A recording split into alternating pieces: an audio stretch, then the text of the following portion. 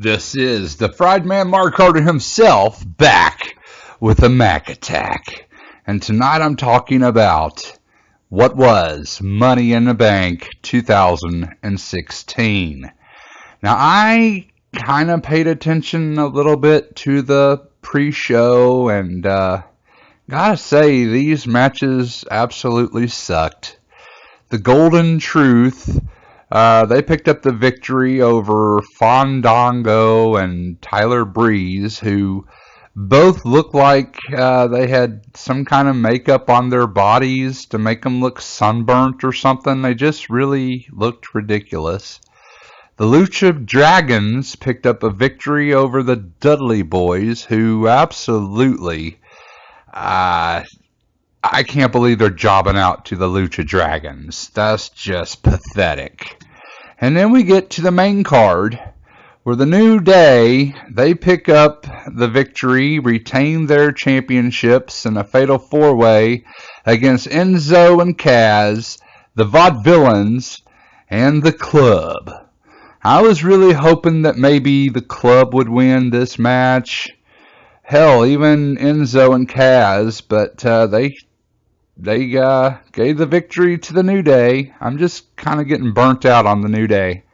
And then in the next match, which absolutely could give a fart less about, was Baron Corbin picking up the victory over Dolph Ziggler, and hopefully that was the very last time the two ever face each other, because that is boring as hell, and they've been fighting forever, it seems like, and no one cares. Okay, Charlotte and Dana Brooks, they pick up their victory in a tag team match against Natty Neidhart and Becky Lynch. And pretty much a boring match. The only thing that came out of it worthwhile was, Natty turned on Becky Lynch. Who saw that coming?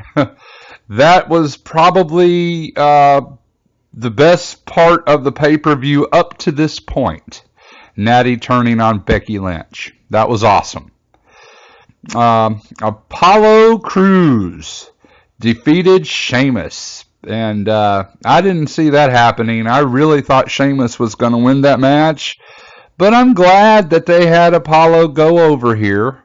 He needed it, I guess. But again, this was another match that I just did not care.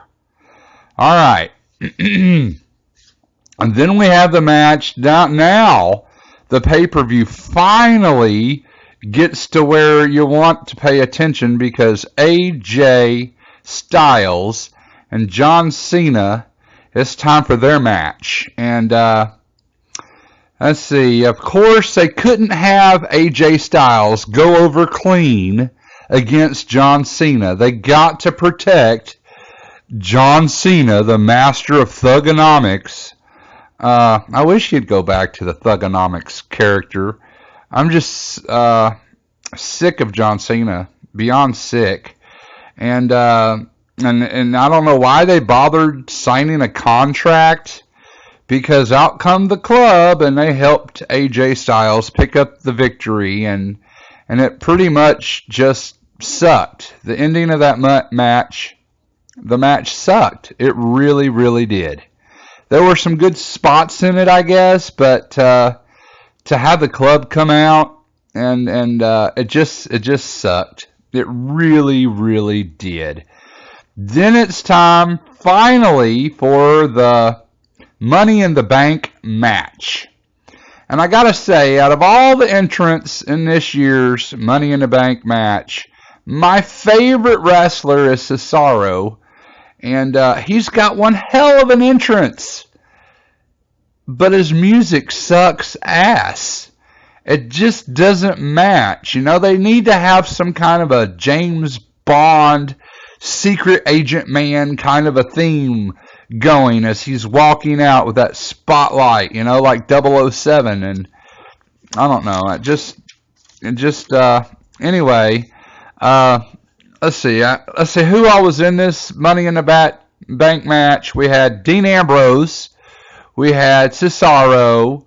I wouldn't have minded seeing Chris Jericho win it. I really thought Kevin Owens was going to win it.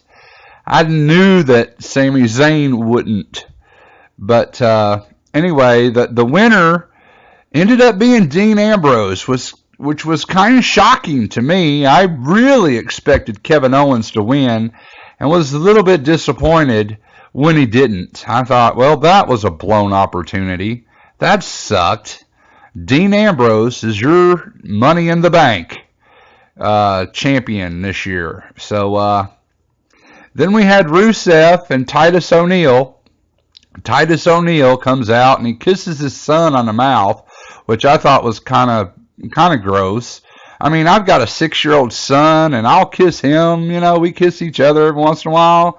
6, I don't know, but I guess to each their own. And I had a feeling that Titus O'Neil would pick up this victory because he was Mega Dad of the Year or whatever, and he's got his kids sitting out there at ringside, and Rusev is taunting his kids, and you just knew Titus O'Neil would finally get a victory, become U.S. champ. But that wasn't meant to be, and I'm kind of glad it didn't happen. I'm glad Rusev won. Kind of surprised me, actually, and good job, WWE, for I kind of felt bad for Titus O'Neil, though. But am glad that Rusev retained his U.S. championship. Now it's on to the main event of the evening. You had Seth Rollins going up against the champion, Roman Reigns. And it was a pretty good match, considering a lot of false finishes. Seth Rollins ended up picking up a victory over Roman Reigns and did so clean. That was amazing. Amazeballs, if you will. I was so happy. And the right man won. And don't you know it? Out comes Dean Ambrose. And he cashes in the Money in the Bank briefcase during the Money in the Bank pay-per-view. Oh my God. I did not see that coming. So Dean Ambrose is now your new WWE Heavyweight Champion of the World. Now, what were my overall thoughts of Money in the Bank? Well, for the most part, I thought it sucked. I thought it sucked ass. The only thing that was really good about the whole thing, out of the 1, 2, 3, 4, 5, 6, 7, 8, 9 matches I sat through tonight, the only good moments were Natty Neidhart turning on Becky Lynch. Okay? The only other thing that was good was Seth Rollins cleanly picking up a victory over Roman Reigns. I thought they blew their wad as far as cashing in the briefcase tonight, but I'm glad they did, because actually I'm thinking back now to when Seth Rollins was the championship and his annoying John promo. Everybody was crying and about how badly they wanted Seth Rollins to come back, and I was like glad he was gone, because his voice annoys the shit out of me. But anyway, and I don't care if I upset somebody just now or not, because I know there's a lot of Seth Rollins fans out there, but oh well. Anyway, Dean and winning. So there was only two or three good moments out of the whole 3-hour pay-per-view. 4 hours if you throw in the pay-per-view pre-show. So anyway, it gets a completely limp thumb. And so that's my overall thoughts on Money in the Bank 2016. This has been the Fried Man Mark Carter himself. And until next time, I'll see you on the flip side.